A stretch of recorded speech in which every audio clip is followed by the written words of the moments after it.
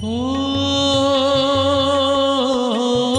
मंगल भवन अमंगल हारी, द्रवहु सुदशरथ अजर बिहारी। राम सिया राम जय जय राम। राम सिया राम जय जय राम। ओ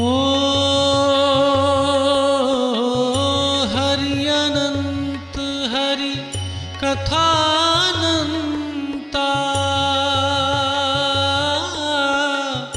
कहहि सुनहि बहु विधि सब संता।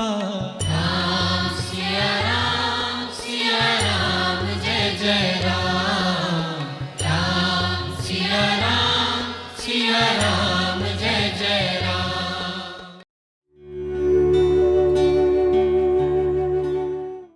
भूया किम करवाणी ते, और मेरे लिए क्या आदेश है आप बताइए। नौका तो मैंने पहले ही तैयार की हुई है, तो आप इसका प्रयोग कर सकते हैं। आगे मैं क्या करूं वो मुझे बताइए। तो अच्छे सेवक वही होते हैं जो एक कदम आगे का ये जान लेते हैं कि अब मेरे स्वामी को किस चीज की आवश्यकता पड़ेगी। गुह को पता है कि अभी जगते ही नौका की आवश्यकता पड़ेगी, तो पहले से ही तैयार है। श्री राम ने कहा तो उन्होंने कहा तैयार ही है नौका। और मध्यम कोटि के सेवक वो होते हैं जो कहने पर तुरंत ला करके देते हैं। जैसे बैठे हैं स्वामी जी महाराज और फिर वो कहें कि पानी ला के दो, तो वो पानी ला के देंगे फिर दौड़ करके। और समझदार वो हैं जो पहले से ही रखें, भाई बैठेंगे 1 घंटा रहेंगे यहाँ पे तो 1 गिलास पानी तो रखें हम। और तीसरे नंबर के वो हैं कि एक बार पानी लेने गए तो फिर आधा घंटा उनको ना गिलास मिला ना पानी मिला, इतनी देर में कार्यक्रम ही खत्म हो गया। गुरुजी ऐसे उठ के चले गए, बोले कोई बात नहीं योगग्राम में पी लेंगे। तो तीसरी श्रेणी के वो होते हैं। तो गुह यहाँ प्रथम कोटि के सेवक हैं। अथोवाच महातेजा रामो गुहम इदं वचः, कृतकामोऽस्मि भवता शीघ्रम् आरोप्यतामिति। अथ महातेजा रामो गुहम इदं वच उवाच। जब गुह ने ऐसे कहा तो महातेजस्वी श्री राम ने गुह को उत्तर देते हुए ये शब्द कहे, कृतकामोऽस्मि भवता, आपके द्वारा कृतकामोऽस्मि, आपने हमारे सब काम बना दिए हैं, हम तो धन्य हो गए हैं आपके द्वारा। माने हमें जाना है उसकी आपने पहले से ही व्यवस्था कर रखी है, प्रबंध कर रखा है, इसलिए भवता कृतकामोऽस्मि शीघ्रम आरोप्यतामिति, इसलिए अब आप हमें शीघ्र ही इस नौका पर चढ़ा दीजिए। नौका तैयार है, आपने पहले से ही तैयार रखी है, तो अब हमें शीघ्र इसके ऊपर आरोपित कर दीजिए, चढ़ा दीजिए। इन्होंने कहा कि हमारा सब सामान रखवा दीजिए। सामान ऐसा कुछ था ही नहीं उनके पास, धनुष बाण आदि वो अपने हाथ में रखते हैं। तो आगे, ततः कलापान सन्नैह्य खड्गौ बद्ध्वा च धन्विनौ, जगमतुर्येन तौ गंगा सीतया सह राघवौ। तौ राघवौ, वो दोनों राम और लक्ष्मण, सीतया सह, सीता माता सहित, ततः कलापान सन्नैह्य, अपने कवच आदि धारण करके, खड्गौ बद्ध्वा, तलवार आदि को बांध करके कमरबंध में, और धन्विनौ च, और धनुष आदि धारण करके, दोनों के हाथों में धनुष रहते हैं। जगमतु, तब वो नौका की ओर चले। रामं मेमं तु धर्मज्ञम् उपगम्य विनीतवत्, किमहं करवाणीति सूतः प्राञ्जलिरब्रवीत्। तो इस प्रकार से रामम एवं तु धर्मज्ञम, इस प्रकार धर्मज्ञ श्री राम के पास जाकर के, उपगम्य समीप जाकर के, विनीतवत विनयशील जो गुह हैं उन्होंने, किम हम करवाणी इति सूतः प्रांजलि अब्रवीत, गुह ने यहाँ पर सुमंत्र पूछ रहे हैं। इस प्रकार से धर्मज्ञ श्री राम के पास जाकर के विनम्रता पूर्वक, विनय पूर्वक सूतः सुमंत्र जी ने पूछा प्रांजलि हाथ जोड़ करके, किम हम करवाणी थी, भाई आप तो नौका पे सवार हो रहे हैं, मेरे रथ पे तो सवार हो नहीं रहे हैं आप, तो मुझे क्या करना है? रथ को गंगा के पार लाना है उधर, या यहाँ से वापस लौटना है, या यहीं इंतजार करना है, मुझे क्या करना है वो बताइए। निर्वर्तस्वित्युवाच एनम् एतावद्धीकृतं मम रथं विहाय पद्भ्यां तु गमिष्यामो महावनम् आत्मानं त्वभ्यनुज्ञातम् एवाक्षार्तः स सारथिः सुमन्त्रः पुरुषव्याघ्रम् ऐक्ष्वाक्यम् इदमब्रवीत् न मन्ये ब्रह्मचर्येऽस्ति स्वधीते वा फलोदयः मार्दवार्जवयोर्वापि त्वां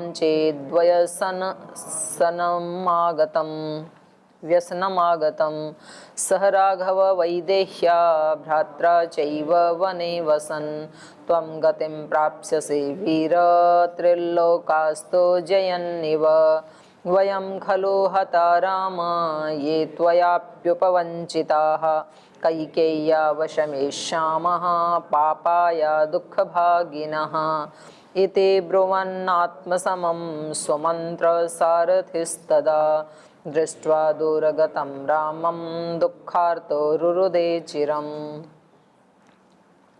तो जब सुमंत्र ने पूछा कि मेरे लिए क्या आज्ञा है, तो श्री राम ने कहा निर्वर्तस्व, आप यहाँ से वापस लौट जाएं। निर्वर्तस्व इति उवाच एनम, इस सुमंत्र को श्री राम ने कहा आप यहाँ से वापस लौट जाइए। एतावद्धि कृतम मम, बस आपको यहाँ तक ही मेरा साथ निभाना था, आपको यहाँ तक ही आना था, गंगा के पार, गंगा तक ही, अब आप वापस लौट जाइए। रथम विहाय पद्भ्याम तु गमिष्याम महावनम, अब हम रथ को यहीं छोड़ करके इस महावन में पैदल ही जाएंगे। तो जो बाहर का जो ज्ञान है, बाहर के जो साधन हैं, बाहर की जो बुद्धि है, वो एक सीमा तक हमारी रक्षा करती है। जब व्यक्ति को अंतः यात्रा करनी होती है तो ये बाहर का पढ़ा हुआ, बाहर का जाना हुआ, बाहर का जो कुछ भी उपलब्ध किया हमने, वो ज्ञान ऐसे ही है जैसे यहाँ सुमंत्र का रथ है, एक सीमा तक वो सहायता करते हैं, उसके बाद उन सब को भी छोड़ना पड़ता है। तो फिर प्रश्न ये उठता है, जब सब छोड़ना ही है तो प्राप्ति क्यों करें? इतनी मुश्किल से अष्टाध्यायी रटी, इतनी मुश्किल से प्रथमावृत्ति काशी का महाभाष्य, सब भाष्य आदि पढ़े, दर्शनों के भाष्य पढ़े, जाना, याद रखा, उपनिषदों के मंत्रों को रटा, उनको हमने याद रखा, और फिर कह रहे हैं कि उन सब को छोड़ना पड़ेगा, खाली होना पड़ेगा। तो खाली होना है तो भरें क्यों? तो एक सीमा तक वो नौका का काम करते हैं, रथ का काम करते हैं, हमें वहाँ मंजिल पर पहुँचाने के बाद फिर उनको छोड़ना होता है। अब इस पार तो गंगा के इस पार तो नौका की आवश्यकता है, तो श्री राम आरूढ़ हो रहे हैं, लेकिन उस पार जाके नौका को भी छोड़ देंगे, गंगा के पास आकर के रथ को छोड़ दिया। तो ऐसे एक एक साधन को छोड़ता जाता है व्यक्ति।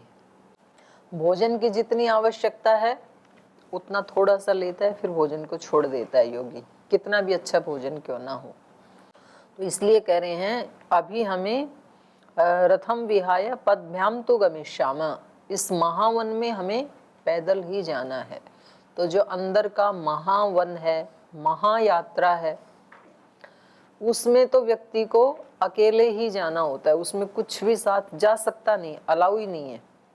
ऐसे ही जो महायात्रा है एक शरीर को छोड़ करके अगले शरीर में जाने की, हम हमेशा क्या सोचते हैं, हम सिक्योर हैं क्योंकि हम अपने पूरे भरे पूरे परिवार में रह रहे हैं, हमारी कक्षा के सब लोग यहीं बैठे हैं, हमारे गुरुकुल के सभी लोग यहीं बैठे हैं, तो व्यक्ति अपने आप को सिक्योर समझता है।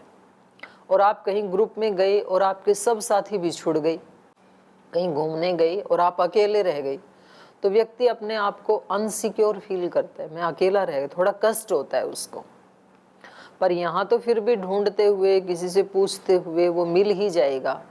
लेकिन एक महायात्रा तो ऐसी है जिसमें कोई भी आपके साथ नहीं जा सकता है, चाहे कितना भी प्रिय कोई क्यों ना हो। माता पिता नहीं जा सकते, भाई बंधु नहीं जा सकते, मित्रजन नहीं जा सकते, कोई भी नहीं जा सकता है। और वो यात्रा कब करनी पड़ जाए उसका कोई सुनिश्चित अवधि नहीं है। तो उस यात्रा के लिए हमेशा तैयार रहने के लिए व्यक्ति को हर समय ही अपने आप को अकेला ही जानना चाहिए। व्यवहार के लिए सब हैं, सेवा के लिए सब हैं, लेकिन जाना पड़े तो जाने के लिए व्यक्ति तैयार रखे अपने आप को हमेशा। तो उससे फिर वैराग्य की भावना उत्पन्न होती है, निर्लिप्तता की भावना उत्पन्न होती है इस एक विचार से। इसलिए पूज्य स्वामी सत्यपति जी महाराज रोज जब वो उपासना करवाते थे तो उनका ये इस पद्धति से करवाते थे कि आप ये सोचो कि सब मर गए, जो भी अपने सगे संबंधी थे, परिवार के लोग थे, सब बिछुड़ गए हैं, कोई भी नहीं है, और अब मृत्यु मेरे सामने है, मुझे इसको फेस करना है, ये अंतिम क्षण है मेरे जीवन का। और अब सोचो कि आपने क्या क्या प्राप्त किया और क्या क्या खोया। उन सारे क्षणों को याद करो जिसमें आप कुछ तो ऐसा संपत्ति इकट्ठा कर सकते थे जो आज आपके साथ जाती। तो कभी कभी वो इतने ज़्यादा कोई व्यक्ति खो जाते हैं कि फिर बहुत ज़ोर से चीख निकलती है, डर जाते हैं, भय उत्पन्न होता है मौत को सामने देख करके। और वो भय से बचने के लिए ही व्यक्ति कभी भी मृत्यु को, इस शब्द को बोलना भी अपशकुन मानता है कि जी कहाँ आपने मौत का नाम बोल दिया। नाम बोलें या ना बोलें, मौत तो हमेशा सर के ऊपर सवार है ही है।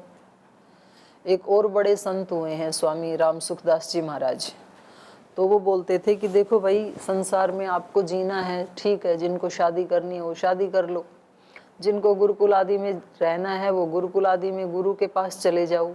लेकिन जब आप शादी कर रहे हैं, विवाह संस्कार हो रहा है, उसी समय लड़की ये समझ ले कि ये पति एक दिन मरने वाला है जो आज मिला है, और पति ये समझ ले कि ये लड़की, ये पत्नी एक दिन मरने वाली है। तो बोले सत्य है, ये तो सत्य है ही, तो फिर उसमें आसक्ति नहीं होगी। और गुरु ये समझ ले कि ये शिष्य आए हैं, ये एक दिन बिछुड़ने वाले हैं, और शिष्य समझ लें कि ये गुरु आज मिले हैं, ये एक दिन तो बिछुड़ने वाले हैं, तो फिर उसमें निर्लिप्तता बनी रहेगी, आसक्ति नहीं होगी।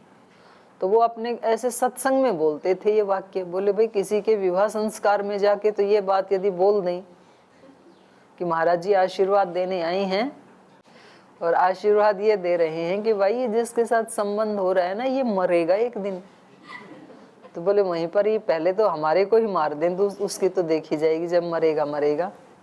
तो हम ये वाक्य व्यक्ति को तब सुनाते हैं, राम नाम सत्य है और सत्य बोले गत्य है, ये तब बोलते हैं जब वो सुन नहीं रहा है, जब वो जा चुका है उसके लिए बोलते हैं हम। अगर ये बात हम जीते जी ही बोलें कि केवल इस संसार में भगवान का नाम ही सत्य है, राम नाम सत्य है, और सत्य को बोलने से ही गति है, तो जो बोलने वाले हैं वो कहते हैं हमारे लिए थोड़ी, हम तो उसको सुना रहे हैं जो चला गया, सुनने वाला तो कब का जा चुका, वो तो डेड बॉडी है। तो हम इन चीजों से डरते हैं, लेकिन वास्तव में ये सारे साधन एक सीमा तक ही काम आते हैं, उसके बाद तो सारे संसाधनों को छोड़ना ही होता है, छूट ही जाते हैं। आप ना भी छोड़ना चाहो तो जबरदस्ती छुड़ा लिए जाएंगे, कितना भी आप धन जोड़ें, संबंध जोड़ें, एक दिन मृत्यु आकर के आपके ये सारे भ्रम तोड़ देगी कि आप जो इसको अपना समझ रहे थे वो वास्तव में आपका था ही नहीं। आपने कितनी भी कोशिश की, जैसे रेत को मुट्ठी में भर के कोई कितना भी ज्यादा टाइट मुट्ठी बंद करे तो वो बच सकता ही नहीं, वो निकले ही का इधर इधर से। तो ऐसे ही ये सारे संबंध हैं। तो इन्होंने कहा कि बस आपका और हमारा यहाँ तक का ही साथ था, रथ की आवश्यकता हमें यहाँ तक ही थी, अब आप वापस लौट जाइए अयोध्या में, और इस महावन में तो हमें पैदल ही यात्रा करनी है, हम पैदल ही जाएंगे। निवर्तस्व इति उवाचे एनम एतावधि कृतम मम, यहाँ तक ही मेरे ऊपर उपकार थे आपके। रथम विहाय पद्भ्याम तु गमिष्यामि महावनम, महावनम तु, इस महावन में तो रथ को छोड़ करके पद्भ्याम गमिष्यामि, पैदल ही जाएंगे हम। आत्मानं तु अभ्यनुज्ञातम अवेक्षार्थः स सारथिः सुमंत्र पुरुष व्याघ्रम इक्ष्वाकम इदम अब्रवीत। तो जब उन्होंने कहा कि तुम लौट जाओ, आत्मानं तु अभ्यनुज्ञातम, तो अपने आप को रोका हुआ स्वीकार करके, श्री राम की आज्ञा को स्वीकार करके, आत्मानं तु अभ्यनुज्ञातम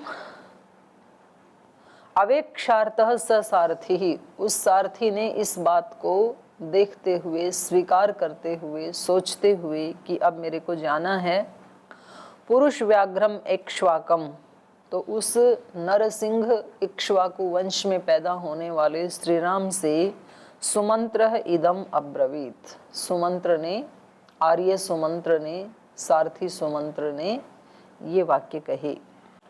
न मन्ये ब्रह्मचर्येस्ति स्वधीते वा फलोदय मार्दवार्जवयोर्वापि त्वां चेद्व्यसनमागतम्।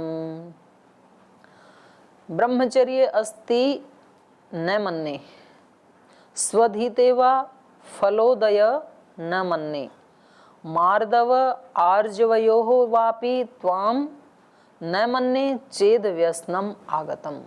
बोले यदि आपके मन में कोई व्यसन आ गया होता, कोई दोष आ गया होता, क्या दोष आ गया होता? यदि तुम इस वन में नहीं आते, पिता की आज्ञा का पालन करते हुए, सत्य की रक्षा करते हुए, यदि तुम इस चैलेंज को स्वीकार नहीं करते, इस परिस्थिति को फेस नहीं करते, तो मैं क्या मानता?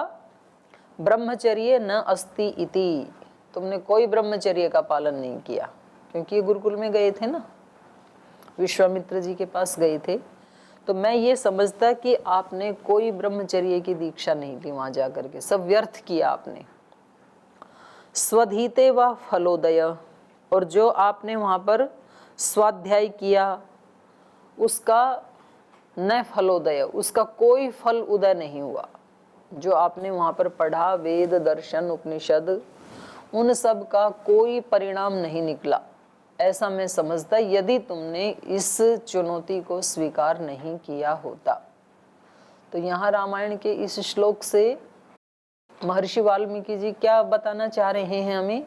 कि वास्तव में ब्रह्मचारी वही है जो आई हुई हर परिस्थिति को हर्षपूर्वक स्वीकार कर लेता है। अगर उस परिस्थिति को वो स्वीकार नहीं करता है तो एक सामान्य व्यक्ति में और एक ब्रह्मचारी में, एक सन्यासी में क्या अंतर है? फिर तो कुछ भी अंतर नहीं है। तो दोनों में स्पेशलिटी यही है कि एक व्यक्ति प्रतिकूलता आते ही वहां अटक जाता है, उससे आगे बढ़ नहीं पाता है, बोल जी इसको फेस नहीं किया जाएगा। और जिसने ब्रह्मचर्य का पालन किया है, जो ब्रह्म की सन्निधि में रहा है, जिसने ब्रह्म को ही अपना सर्वस्व माना है, वो हर परिस्थिति में उसको देखता है। तो सुमंत्र इनकी प्रशंसा कर रहे हैं कि आपने अच्छा किया जो इसको स्वीकार किया और आप वन में आ गए। यदि आप नहीं आते तो मैं आपकी सब पढ़ाई लिखाई को व्यर्थ समझता। स्वधीते न फलोदय, जो आपने स्वाध्याय किया उसका कोई परिणाम नहीं, कोई फल नहीं मिला, ऐसा मानता मैं। तो हमें भी अनेक अनेक प्रकार से लोग देखते हैं, चाहे वो हमारे सारथी हैं, चाहे वो हमारे किचन वाले हैं, सफाई वाले हैं, दूसरे तीसरे बाहर के व्यक्ति हैं। तो जब हमारे जीवन में कोई ऐसा अप डाउन आता है, प्रतिकूलता आती है, अनुकूलता आती है, दोनों में अनुकूलता भी देखते हैं कि अनुकूलता में ये व्यक्ति क्या रिस्पॉन्स दे रहा है, इसकी प्रतिक्रिया क्या है। आप जब बाहर जाओगे ना संगठन आदि में, तो लोग अच्छी अच्छी चीज़ें आपको ऑफर करेंगे। बोले आप ये मिर्ची वाली सब्जी खा लो, वहाँ तो आपको लौकी ही मिलती थी। आप ये पानी पूरी खा लो, आप ये खा लो, सारी उल्टी सीधी चीज़ें आपको खिलाएंगे पहले, और फिर यहाँ पे फ़ोन करेंगे बोले आपके तो ब्रह्मचारी यहाँ पे पानी पूरी खा रहे हैं आकर के। फिर पूछा जाए कि भाई आपने ऐसे किया, बोल जी उन्होंने ही आग्रह पूर्वक खिलाया हमारे को अपने घर में, तो वो आपको देंगे भी और परीक्षा ये करेंगे कि हमारे देने के बाद ये खाते हैं कि नहीं खाते हैं। वहां आग्रह पूर्वक खिलाएंगे, यहाँ आपकी चुगली करेंगे पीछे से। ऐसे होते हैं संसार। तो अनुकूलता भी आपके सामने प्रस्तुत करेंगे और फिर देखेंगे कि ये अनुकूलता में गिरता है कि अडिग रहता है, और प्रतिकूलताएं भी उपस्थित होती हैं हमारे सामने। फिर वो देखेंगे कि इस प्रतिकूलता में ये हमारी तरह ही आपा खो देता है या कुछ इसमें विशेषता है, हमारे से आगे है। तो यदि आपने आपा नहीं खोया, आप अडिग रहे, तो वो आपको समझेंगे कि ये हमारे से कुछ खास हैं, ये ब्रह्मचारी हैं। तो अनेक अनेक दृष्टि से लोग देखते हैं। आर्य सुमंत्र भी इनकी टेस्टिंग कर रहे थे। बोले यदि तो तुम नहीं आते तो मैं समझता तुम्हारी गुरुकुल की पढ़ाई सब व्यर्थ, सब बेकार। आपने क्या पढ़ा है? आपने स्वधीते व न फलोदय मन्ने, आपने क्या पढ़ा है वो महत्वपूर्ण नहीं है, उस पढ़े हुए में से कितना जिया है ये महत्वपूर्ण है। आपने वेद पढ़ा, उपनिषद, व्याकरण, रामायण, दर्शन, क्या पढ़ा ये महत्वपूर्ण नहीं है। कुरान पढ़ा, पुराण पढ़ा, बाइबल पढ़ा, गुरु ग्रंथ साहिब पढ़ा, क्या पढ़ा है आपने उसको कोई नहीं पूछता है। क्या पढ़ के क्या जिया उसको सब देखते हैं। तो कुछ थोड़ा पढ़ के ज्यादा जीते हैं, कुछ ज्यादा पढ़ के जी नहीं पाते हैं। तो सब तरह की यात्रा है सब प्राणियों की। तो कोशिश क्या करनी है, जो जाना है उसके ऊपर डट जाना है, फिर विश्वास करते हुए। तो ये कह रहे हैं मैं आपके ब्रह्मचर्य को, आपके स्वधीत स्वाध्याय को कुछ भी नहीं मानता यदि आप लोग यहाँ नहीं आते तो, वन में नहीं आते तो। मार्दव, आपकी मृदुता को, आर्जव, और आपकी सरलता को, क्योंकि सब लोग श्री राम को क्या बोलते हैं, मृदु हैं, रिजु हैं, बहुत सरल हैं, बहुत मधुर हैं श्री राम। तो बोले ये सब आपके गुण में व्यर्थ ही मानता। त्वाम चेद व्यसनम आगतम, यदि आप में इस प्रकार का कोई दोष आ जाता है कि आप इस परिस्थिति को फेस नहीं कर पाते, तो ये सब व्यर्थ हो जाता। लेकिन आपने ऐसा नहीं किया, आपने उस परिस्थिति को बहुत ही समता में रहते हुए उसको स्वीकार किया, और बहुत ही समता में रहते हुए ही और अत्यंत प्रसन्नता पूर्वक ही उसको स्वीकार करके अब आप रथ को भी वापस भेज रहे हैं, मेरे को भी वापस भेज रहे हैं। तो इससे मैं आपके चरित्र से बहुत ज़्यादा प्रभावित हुआ हूँ। और व्यक्ति को खुद को अपने आप को शाबाशी देने का मन करता है जब वो कभी अपने छोटे से भी किसी दोष के ऊपर विजय प्राप्त करता है। जैसे मानो किसी व्यक्ति ने, वो दोष आपके अंदर है नहीं, और कोई व्यक्ति आपके ऊपर वो आरोप लगा देता है, और खास करके तब जब कोई बड़ा व्यक्ति आपके ऊपर कोई इस तरह का कोई टिप्पणी कर देता है, कोई ऐसे वाक्य बोल देता है आपके प्रति, तो फिर सामान्य रूप से तो कष्ट होता है, तो व्यक्ति दुखी हो जाएगा। साथ वाले कुछ बोलें तो ज़्यादा कष्ट नहीं होगा, पर कोई बड़ा व्यक्ति बोले तो, जैसे मैं आपको बोलूं कुछ तो फिर कष्ट होगा आपको। महाराज जी बोलें, आचार्य जी बोलें तो थोड़ा कष्ट होगा। या कोई अनजान व्यक्ति बोले तो इतना कष्ट नहीं होता है। अपना परिचित कोई बोले जो सब जानता है तो फिर कष्ट होता है।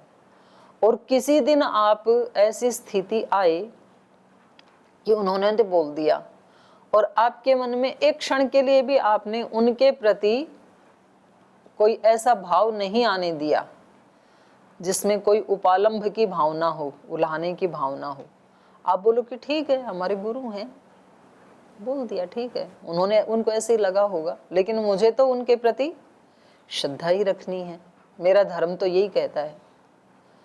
और सचमुच आपने आने नहीं दिया। वो जो विचार है वो आपको एक बार क्लिक करेगा, देखो उन्होंने ऐसे बोला, 2 बार 3 बार 4 बार 10 बार आएगा आपके पास, और 10 की 10 बार आपने उसको रिजेक्ट कर दिया कि नहीं, हमें नहीं सोचना है। और चाहे कोई सामान्य व्यक्ति भी क्यों ना हो, बोले भाई उसने जो कहा अपनी समझ से कहा है, ये उसके संस्कार हैं। अब मुझे क्या रिएक्ट करना है वो मुझे सोचना है। और यदि आपने ऐसा कर लिया, 10 बार आपने उस नेगेटिव थिंकिंग को हटा दिया, तो आपको बहुत प्रसन्नता होती है, फिर बहुत बल मिलता है उससे। आपको लगेगा कि देखो मैंने अपने ज्ञान का प्रयोग किया, जो मैंने जाना था उसका मैंने प्रयोग किया। और एक अज्ञात सुख की अनुभूति होती है। अपने जाने हुए को जीने में उस सुख को अभिव्यक्त नहीं किया जा सकता कि वो कितना अच्छा लगता है। और जब अपने ही जाने हुए को हम प्रयोग नहीं कर पाते हैं, तब भी एक अज्ञात दुख की अनुभूति होती है कि मैं जानता था लेकिन कर नहीं पाया। तो फिर अंदर अंदर से एक ऐसे दुख की प्रतीति होती है, बेबसी लाचारी सी, तो व्यक्ति को अच्छा नहीं लगता है। तो यहाँ पर श्री राम इस परिस्थिति को इतने अच्छे से हैंडल कर रहे हैं, फेस कर रहे हैं, और उसी से उनकी शक्तियां बढ़ती चली जा रही हैं आगे आगे। सह राघव वैदेह्य भ्रात्रा चैव वने वसन् त्वं गतिं प्राप्स्यसे वीर त्रिलोकास्तु जयन्निव। उसी बात को कह रहे हैं सुमंत्र जी कि हे राघव, वैदेही और भ्राता लक्ष्मण सहित वने वसन, वन में रहते हुए, त्वं गतिं प्राप्स्यसे वीर, हे वीर तुम ऐसे रास्ते पे चल पड़े हो, एक कदम तो आपने लांघ लिया, उसको पार कर दिया, और अब जिस रास्ते पे कदम रखा है, अब आप कितने भी कदम इस रास्ते पे बढ़ो वो आपको सुख ही देने वाला है। क्योंकि एक कदम का ही बस महत्व है। आपने एक कदम कौन से रास्ते पे बढ़ाया है? आलस्य, प्रमाद, उपेक्षा, इस रास्ते पे एक कदम रखा है यदि, तो मंजिल रुलाने वाली ही होगी। फिर आप कभी सुख वाली मंजिल पे पहुंच नहीं सकते, क्योंकि पहला ही कदम गलत है तो यात्रा उधर ही जाएगी। इसलिए छोटे छोटी बातों में, एक दिन क्लास में मिस करना, एक दिन क्लास में लेट आना, एक दिन यज्ञ में नहीं जाना, एक दिन योग में नहीं जाना, गलत कदम है ये, तो मंजिल सुखदायी नहीं होगी कभी भी। और एक कदम यदि अच्छा उठाया है आपने, तो निश्चित रूप से मंजिल सुखदायी ही होगी। उसका बहुत महत्व है एक एक कदम का। तो ये कह रहे हैं कि आप इन दोनों, सीता माता और लक्ष्मण सहित जो वन में रह रहे हैं, इससे आपको कैसी गति प्राप्त होने वाली है? त्रिलोकांस्तु जयन इव, तीनों लोकों को जीतने पर जो खुशी मिलती है वो खुशी आपको मिलने वाली है। ये आत्म संयम की महिमा है और अपने ज्ञान का सम्मान करने की महिमा है।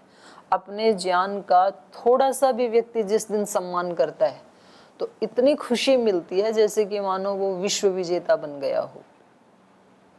तो ऐसा सुमंत्र उनको बता रहे हैं। ये भी बहुत समझदार व्यक्ति हैं, महाराजा दशरथ के अच्छे मंत्रियों में से एक हैं। तो आगे इन्होंने क्या कहा वो कल पढ़ेंगे, आज यहीं विराम लेते हैं।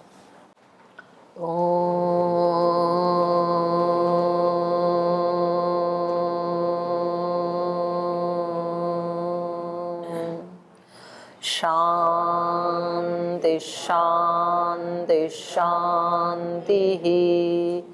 श्री गुरुभ्यो नमः।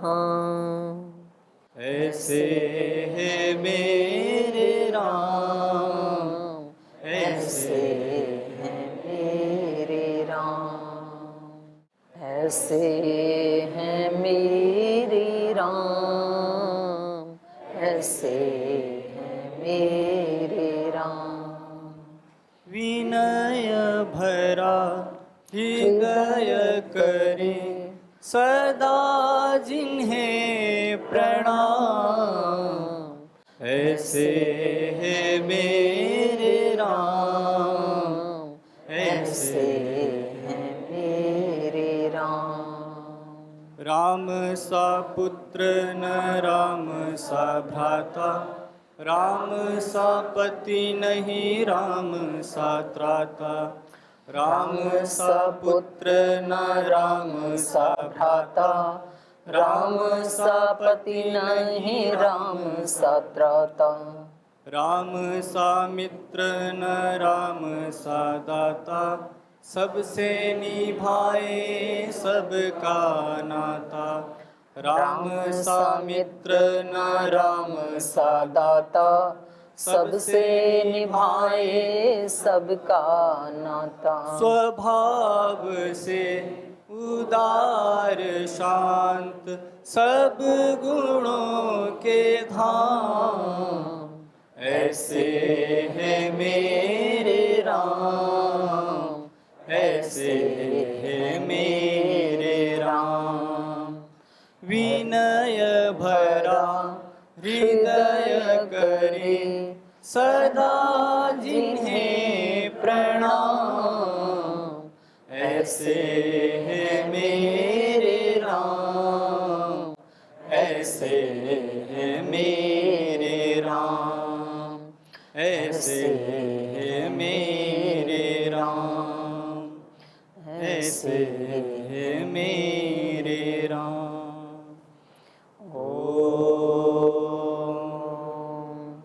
श्री गुरुभ्यो नमः।